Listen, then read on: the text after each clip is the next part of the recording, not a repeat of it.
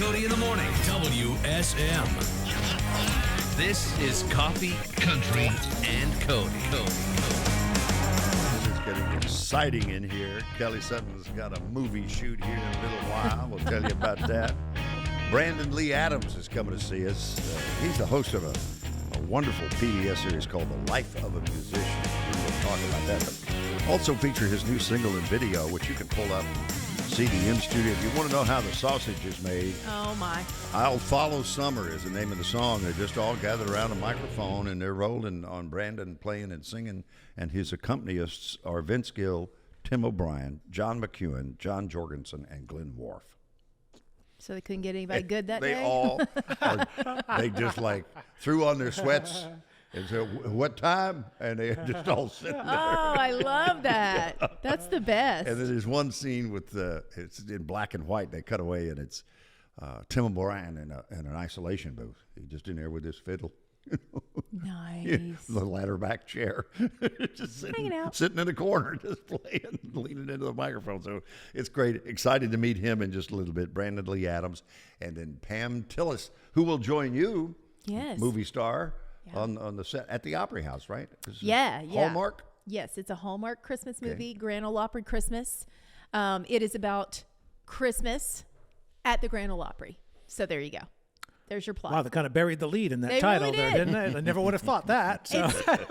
It's so funny because I signed some paperwork, but of course I didn't read it. So I don't know if I signed an NDA. I don't think I did. So I'm not going to say too much because I don't want to get in trouble. But yes, if you love the Grand Ole Opry, and you probably do because you're watching us and listening to us, then you are going to love this at Christmas time. You must have taken that Dave Ramsey course because that's exactly what he said. Just sign stuff, and then put it on the credit card. Yeah, Sure.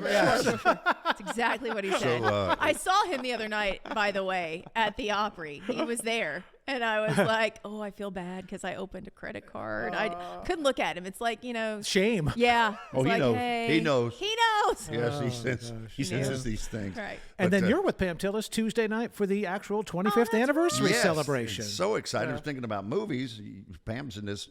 She and I did Nashville together in one particular episode and had a grand day together. Fun? So do you have a love scene or anything like that in this? I think they just want me to ad-lib that part. Oh. Yeah. So which Opry star benefits from that? Who's your go-to? Well, Jamie Johnson is there. So I'll just run my fingers through his beard.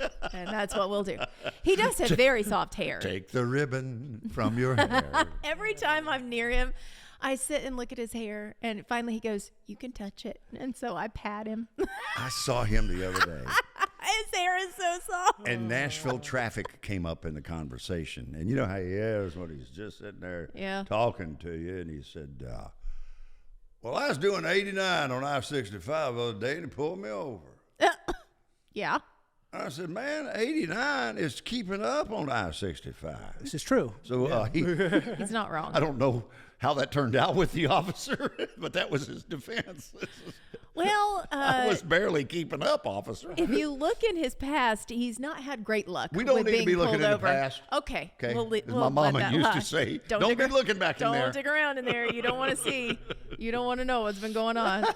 Hey, coming up, congratulations in order for a couple of our friends, Haley Witters and John Christ, not together, separately, but great stories. So that's coming up. Also, video that you don't want to miss. It's Miranda Lambert and Chris Stapleton doing their best 70s disco at a roller rink. There you go.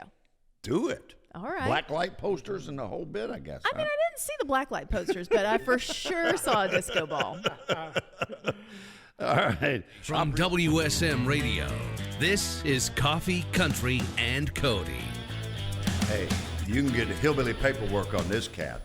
Born in West Virginia, raised in Kentucky. Let's just start there. Brandon, good morning and welcome. Good Brandon morning. Lee Adams is with us this morning. They told me to put that middle name in because there's a whole lot of just Brandon Adams out there.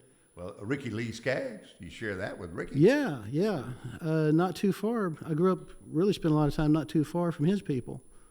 And Webbville, Kentucky? Webbville, Kentucky. It's stone's throw away from Berthy and 201 and Sandy Hook and all those places. The Hillbilly Highway?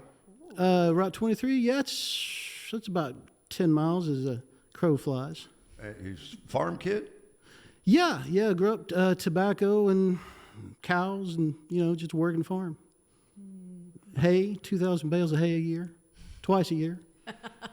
And you were strong in high school. You were that kid in high school that I had all the I muscles. was that kid, yeah. I remember Yeah. those boys. Yeah, They'd come in. Coach, work out. I can't practice, I but gotta I'll go. be there for the game. Right, And they that's were more exactly fit than everybody who went to practice. That's exactly right. That's how Pretty I much, remember. yeah. When did you find music, and when did the guitar hit you? Oh, wow. It really just where I'm from, that's just what you do. It's, everybody's always making music.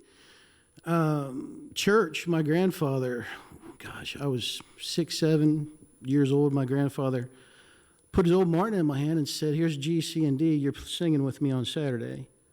And I was so little that you could just see my hand hanging out from behind the pulpit. But I got a real love for making music from that. And as I got taller and taller, I had to get more used to being seen. Because, it was like, I'm getting too old and too big. I can't hide behind the pulpit anymore. I better, get used to people looking at me. Was he the pastor or the worship leader? As we know, song leader is what they call them. He'd be a deacon in the Deacon. church. Okay, all right. So that's kind of where it all came from. And, Mr. Skaggs was a huge, him and Keith Whitley were huge because that's just around the corner. But for me, it really just hit me like a ton of bricks when I discovered Tony Rice. That Church Street Blues album, I was the third grader walking to the bus stop singing, Orphan Annie and Church Street Blues. And it was from that point on, it's like, I have to do this. This is it. I don't care what it takes. I have to do this. So that was it. And though a lot of people remember Tony and the family in California, it started over in that part of the country in Virginia for him, right? That's kinda where Yeah. Danville, Virginia was where he was born, actually. Then it was not long after that, they were out in California, next door to Clarence White and all them boys. So it was a pretty good hotbed Yeah, buddy. to learn from, I imagine. So tell me about a talent contest, and you were young, I want to say maybe 12, at the Ryman Auditorium. Oh, Lord. Where'd y'all dig this stuff up at? I know people. You know people. Yeah. Gosh. I was raised in Kentucky, too. Bless your heart. Bless your heart.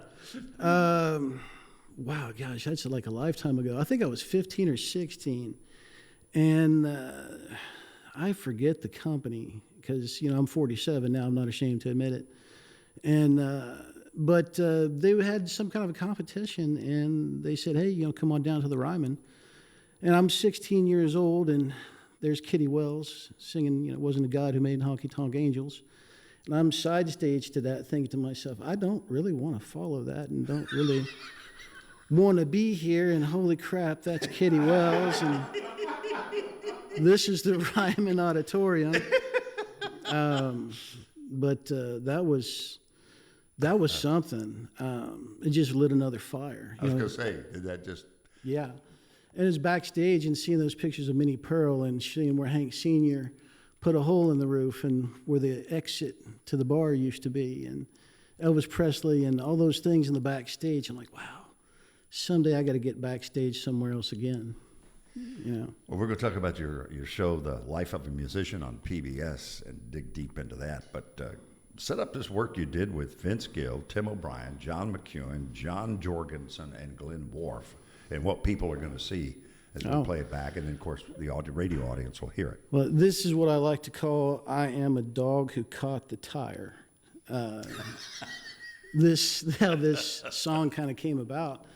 I had this tune that I'd written, and I just wanted to record it. And I'm really stubborn. I like to record things, really specific. And until I can do it that way, I just don't do it.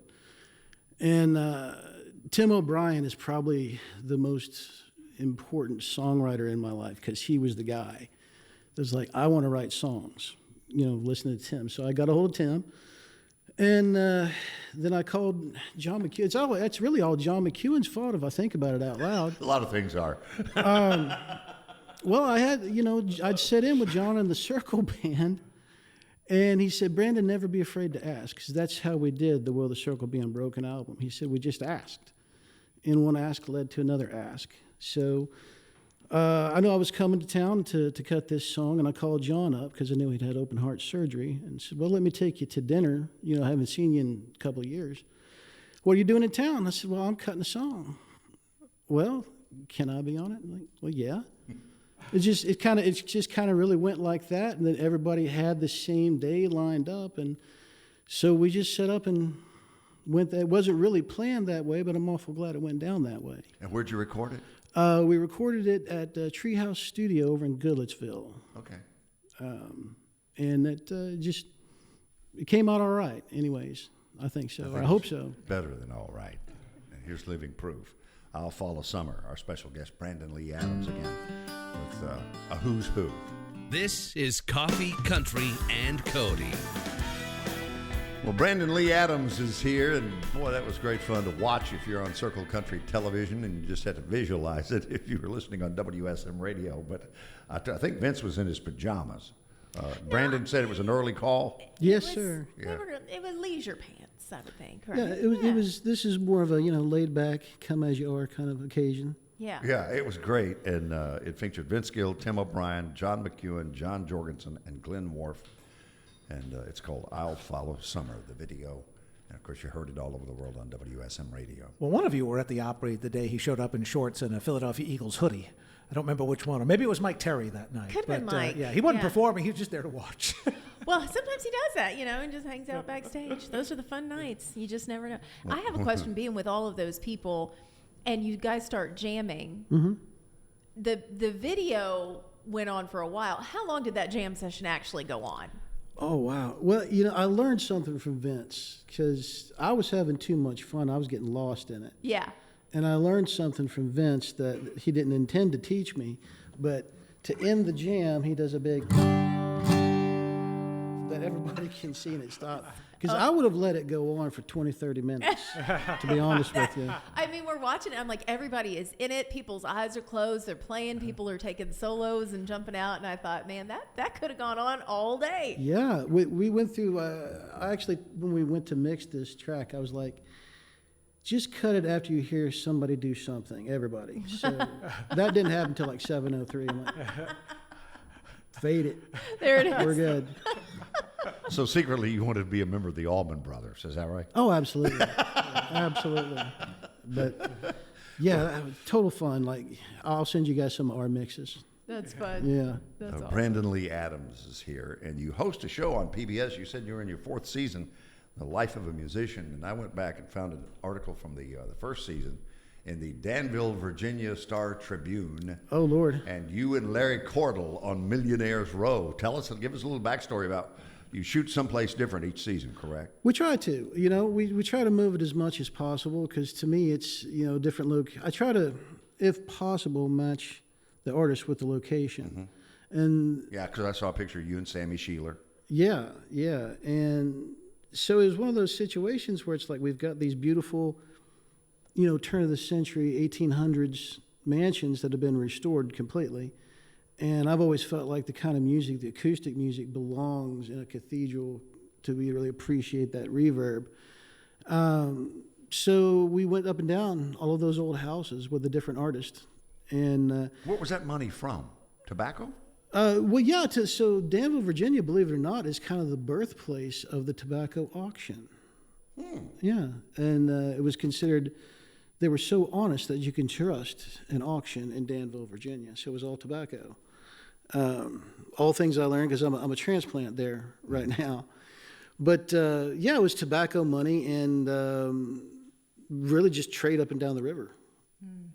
So that was kind of the hub back then. And I believe a highway project, it was a toss-up. It's going to go through Danville or it's going to go through Greensboro, North Carolina. And Greensboro won. And then, tobacco's gone the route it's going. So now it's reemerging as a tourist destination. Well, they said of you and Larry Cordell, it says that when you guys sat down, you touched on childhood memories, corncob fights, hoeing tobacco. So you shared a lot in common. Yeah. Well, he's just from around the corner, and I actually knew Larry's family, his brother Mike, and that's just part of life back there. It's not really like everybody plays and everybody writes songs, and some of us are just more stubborn than others. That's all there is to it. Well, your guests have included, in that first season, it was John McEwen, speaking of John, and the video and the song we saw and heard, Carl Jackson, Sean Camp, folks we run into on a regular basis here in Nashville, particularly at the Opry. Well, we haven't had Carl or Sean on the show, but I've pestered Carl on a regular basis about it. Carl stays busy, and I'll just keep pestering him. I'm in town, Carl. Well, you've got your guitar. You want to play something for us live? What do you want to do? Well, yeah. This is one of those daydream kind of things for me. And I always told myself if I ever did anything related to the Grand Ole Opry, that this is the song I'd like to do. I learned it from my grandmother. She was old regular Baptist, and she'd be out hanging clothes on the line. And this old gospel tune is what she would sing, and I'll try to do it without shaking too much. Let me tell you how rich the history is. I knew that from my childhood, growing up as a preacher's kid. It was written by M.J. Cartwright in 1889. Wow. And in 2025, sitting in Roy Acuff's living room, we've got Brandon Lee Adams doing it. That's incredible. The songs live forever, don't they? They do. They stay with you. Yeah. Well, thanks for sharing that. Wow. Well, thank you for telling me. And remember your grandmother like that. What was your grandmother's name? Grace Adams. Yeah. Grace Marie Adams, and those old hymnals. That's what I came up on listening to her. Yeah. Working in the garden or hanging the clothes on the line, and there's something about those old mountain songs that they have their own spirit, and it just lives inside of you if you let it. I think the regular with that at the Opry would be Ricky Skaggs. Yeah. Yeah, I mean, he can dig deep and just put you in this place that you didn't even know you wanted to go. Yeah. Well, he knows how to get those mountain notes. Yeah. Or Gary Muledeer.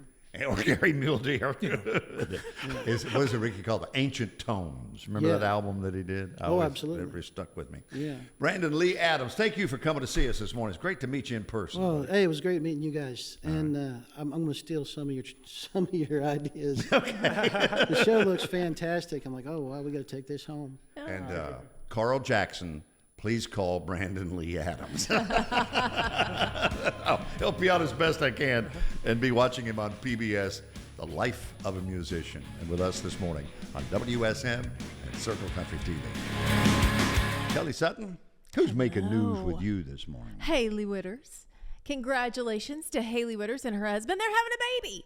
I mean, Charlie Mouse didn't even know. He just saw her a couple weeks ago. Another farmhand. That's what you need when you're out there on the farm in Iowa. She's kept this quiet for a while. Is this a boy? It's a boy. Oh, good. Good strapping boy. It really is a farmhand. Yeah. She's due in November. So congratulations. Just posted it yesterday over on her Instagram. Look at these cute maternity pictures in a cornfield, as one should.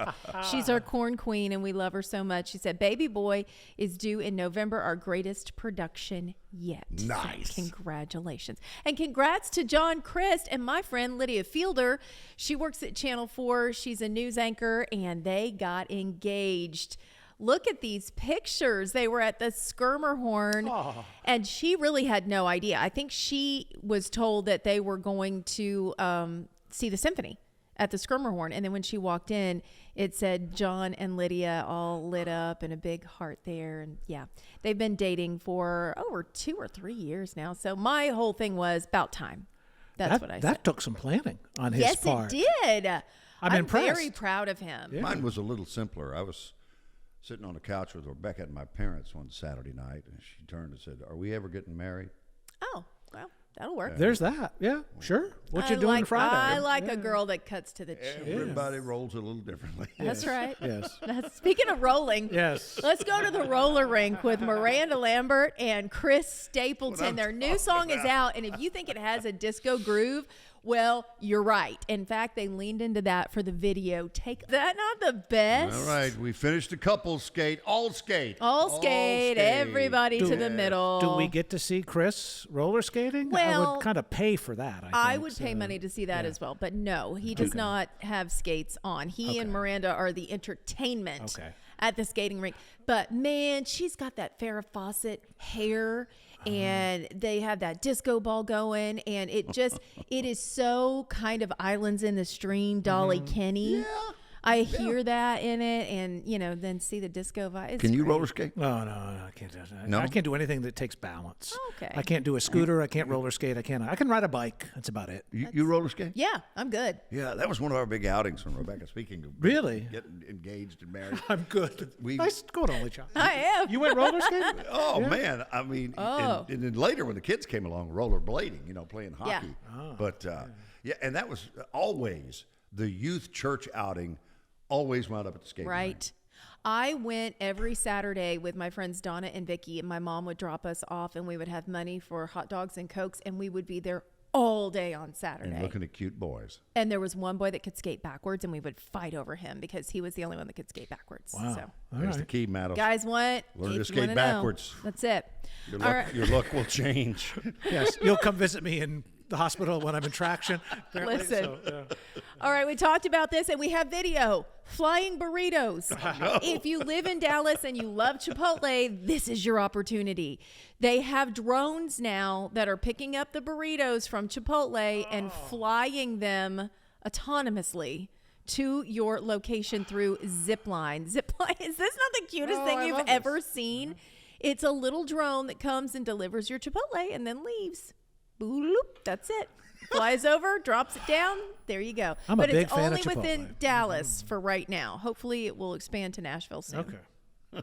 Just flying burritos. You didn't think you'd see it. I told you, I hope Chris Hillman held onto that trademark flying burrito, brother. Right? Now that Graham Parsons is gone. If they don't use them in the commercial, it's a missed opportunity. Yes, absolutely it is. This is Coffee, Country, and Cody all over the world on WSM Radio. From WSM Radio, this is Coffee, Country, and Cody. From the Assembly Food Hall stage this morning, celebrating 25 years at the Grand Ole Opry tomorrow night. Can't wait to celebrate it with you. Pam Tillis, welcome. Thank you so much. Is it your first time in the A-Cup living room as a part of the show? It is. I think it is. It really is, and I'm kind of just trying to get used to it. It's sort of like Cracker Barrel, you know. It's just, Somewhere our CEO, Colin Reed, is shivering at the thought. no, it's beautiful. Well, what really moves me is Charlie said that this wood is from the old Ryman stage, circa right? 1950. Which, man, it just won't. It keeps following me. And it's the same wood that No, the circle it's at the Opry amazing. House is from. Yeah. It came from that same No, wood. it's when I think about who danced on this You stage. probably did when you were a Yeah, kid. probably did. Well, you were, what, 8 when your daddy had you join him on the stage That's of the Opry right. for the first That's Or been right. at the Ryman. Yeah, at the Ryman. You remember Yeah. what you did that night? Yeah, Daddy sang Amen, an old Curtis Mayfield hymn. Kind of had a sing-along thing. Oh, wow. And he would bring little kids out of the audience, and I went up with all the other kids, but he passed the microphone down to me, so that was cool. And she has not left since. No, I love that so much. That's the best.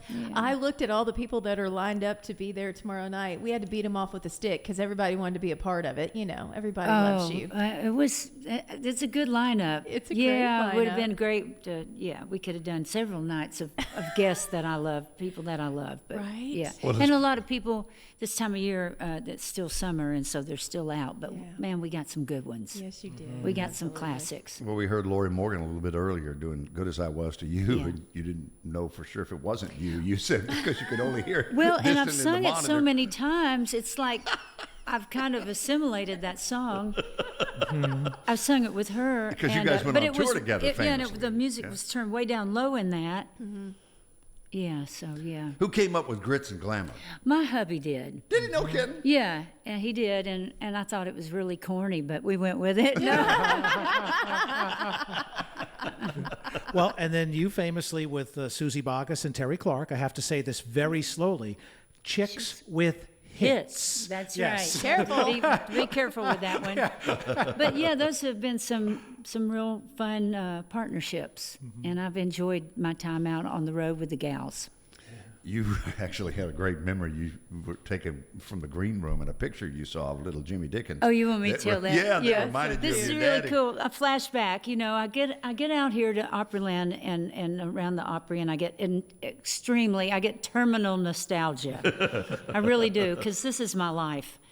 Little Jimmy Dick. There's a picture back in the green room of little Jimmy Dickens, and he has on a nudie suit. And that particular suit, I was really enthralled, just beautiful.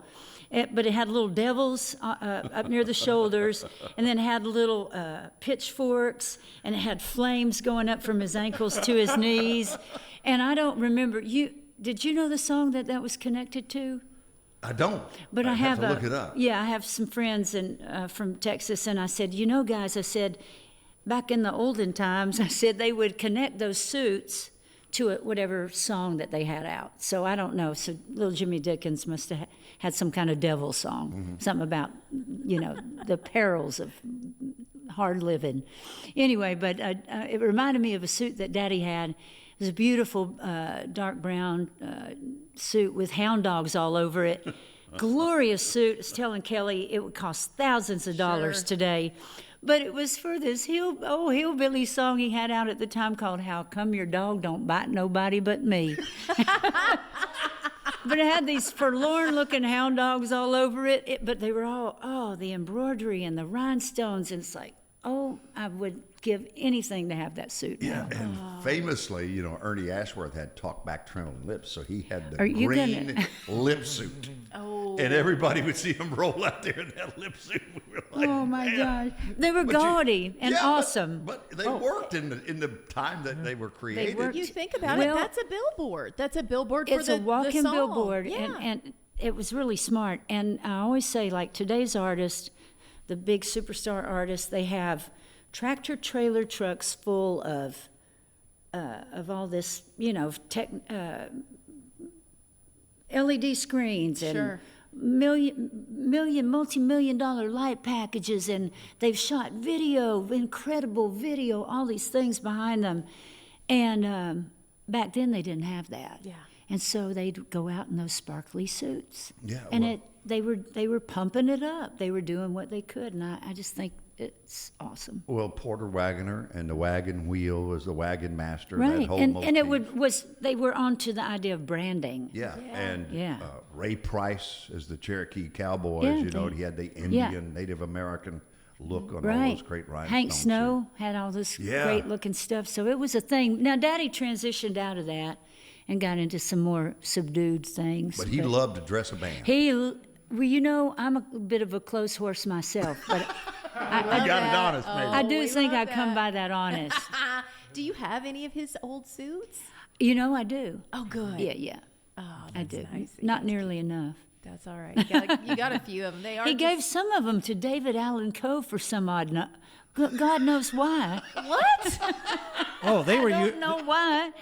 David Allen Coe can't get into those. I'm gonna call him up and say, "Give them back. Well, they You can't wear them." they were probably used for bail money at some point. Oh, so I'm sure. barter. Maybe. So that's a good theory. Yeah. That's plausible. Very true. So many milestones. We talk about the Opry and your 25th anniversary, and you appeared again when you were 8 with your daddy the first time. But then Right. you wound up inducting your father into membership of the Opry. That was a first. That's never happened. So tell me what happened. Had he stepped away from the Opry for a time? Daddy had such a big band. The way I explain it is he had such a big band that he couldn't afford to be in town on a Saturday night, working for radio scale. I mean, let's just say. Yeah, he had- absolutely. It costs a lot of money to keep that band, going. And so he did. And maybe at some point, I don't know what happened, but there seemed to be some kind of feelings between Daddy and I don't know what it was. Whoever was running the Opry when he was coming up. I don't know. Maybe Daddy was a contrary or a little bit ornery, or I don't know what it was. I think it was just the dollars and cents. He's like, no, I got to be out there working. I can't do that. So anyway, he wasn't here hardly for years and years and years and years. Well, when I got in, he got a little bit jealous. He really did, you know. Yeah. He didn't like to. He was a chiefy weefy. He didn't like to you to outdo him. So anyway, so you know, they approached me. They said, we think we're gonna, you know, your dad's starting to come back from Branson. He was also in Branson for many years. Yes, he was. And that was a big thing. You know, he was trying to make. And they did well in Branson. A lot of people would kind of poke fun at Branson and Nashville, but Branson did well It for saved a long lot of time. careers. It Yes. really did. Yeah. And that Branson was good for Daddy because it was family time. He could have everybody in one place. But anyway, he started coming back to Nashville, and man, Nashville embraced Daddy with open arms. And that part of his life, that made him feel so good. Like, man, they still like me around here. And he'd hang out with all the young, I call them the young Turks, you know, down at Losers and all. He'd hang out with Toby Keith and all the guys, and he was glad to be back. That's awesome. Pam Tillis is here, and I think we decided to go with "Let That Pony Run" as the first song in the segment here. Charlie, give us a backstory on "Let That Pony." Did you write this, or I did not, but at the time I was aware of a lady that was writing songs in Nashville, Gretchen Peters, amazing writer. now in the Nashville Songwriters Hall of Fame? That's right, and she's really well known in Europe, but she was certainly well known as a hit songwriter around here. She also wrote Independence Day for Martina McBride, and I know she's written several other hits. But, "Bus to St. Cloud" for Trisha Yearwood. God, thank you. In that song, Yeah, extraordinary. amazing. Here's Pam Tillis all over the world on WSM Radio and Circle Country Television from the Assembly Food Hall stage this morning. More coffee, country, and Cody is on WSM. From the Assembly Food Hall stage, Pam Tillis, Grand Ole Opry star, celebrating 25 years tomorrow night. A who's who of folks, in case you missed it earlier. Susie Boggess, Russell Dickerson, Vince Gill, Jamie Johnson, Lori Morgan, Emily Ann Roberts. If I just say Susie Boggess, what comes to mind? She's just so fun. She's a pal, and she's a fantastic cook, and she is a world-class singer. When would have been the first time you remember working with her or meeting her? You know, I'm trying to think. I don't really think until the Chicks with Hits tour, I don't think we had worked together at all, believe it or not. We had not, and that's surprising, but we had not. Well, your careers all kind of like Lori paralleled each other, so you were out there So doing we your were- solo thing, unless you were That's right. On a tour- bill. on That's tour, right. yeah, you Yeah, we wouldn't- were buses passing in the night. That's right. We were. We really were. Speaking of that, you tell this wonderful story a couple of times during interviews we've done through the years. And I We've love had it. some laughs. Oh, my We God. really have. But you were at your mother's, at Doris's, and the bus pulled up in the front, and you took off you headed out on a tour somewhere, and she was standing on the front porch. And my remembrance is she goes, "Pamela Tillis, do not do this to me again." Yes, I know. Well, she was helping watch after my son, and she's like, "Don't do this to me again." Oh, no. Because her life with your father Bless her was heart. the same thing, and you were She doing was the rock. She Yeah. was. How about that? That's amazing. What are some of your favorite memories of being at the Opry? I mean, being there for as many years, 25 Yeah. years. Are there a Yeah. few that just really pop to the forefront of your mind? You know, I will say a couple things come to mind. I remember the first time I heard Tammy Wynette sing. And, you know, I think I was starting to form as I was always a singer inside, you know. I know they always say, is it nature? Is it nurture? I don't know. I was born to sing.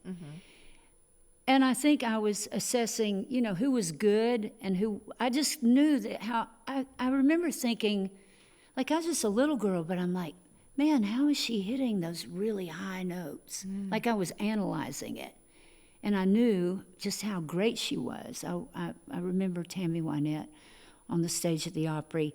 A favorite thing about the Opry, too, that, I don't know, just makes me feel nostalgic, they didn't have the heat and air, and everybody had those funeral homes with Jesus and the lambs.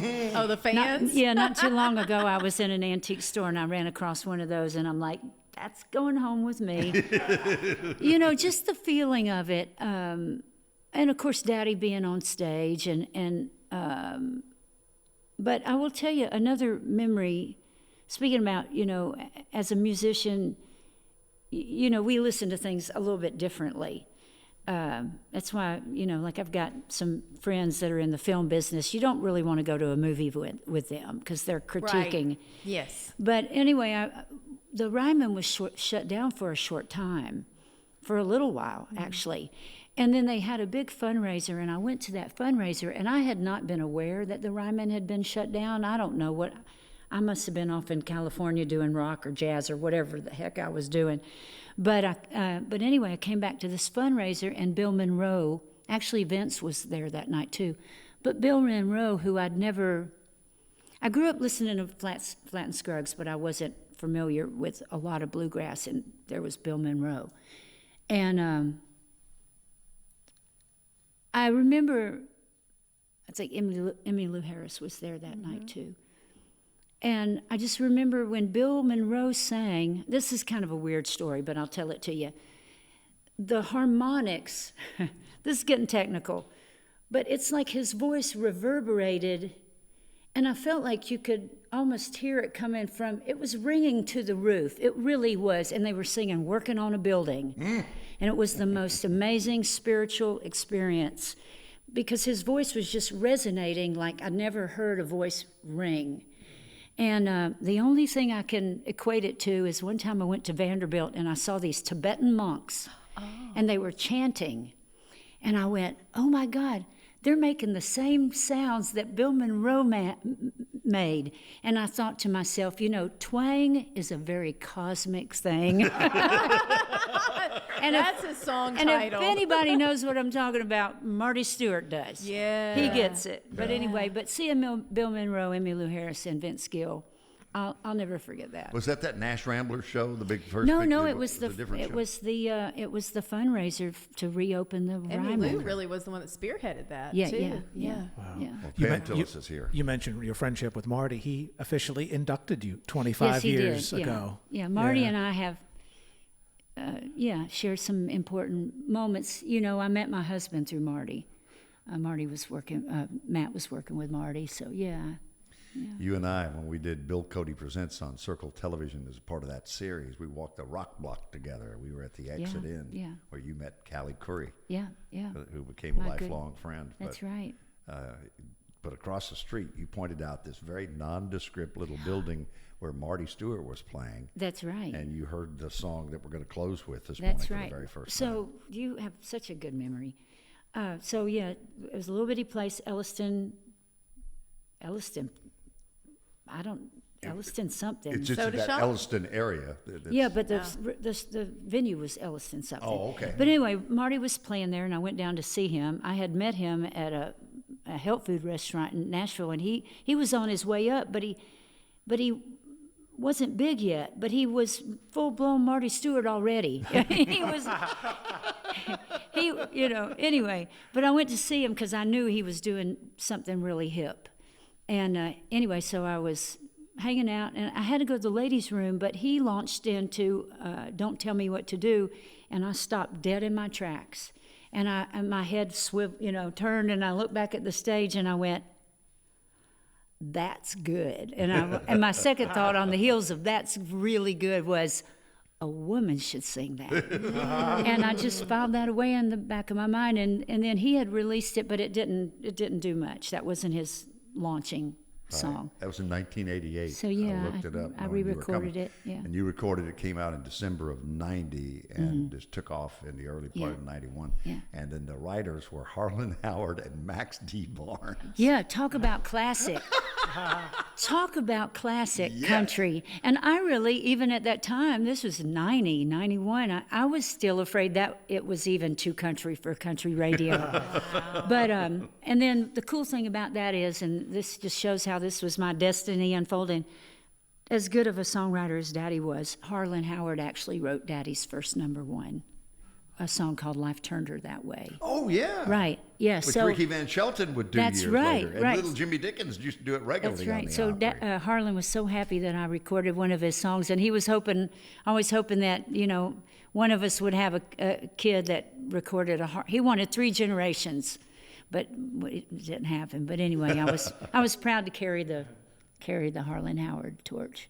Congratulations on 25 years. I'll point out to anybody thinking about gift giving, silver That's for it. 25. Okay. That's right. Great to see. Plated will do. Pam Tillis, you are loved. Thanks for coming Thank to see us you. this morning. All right.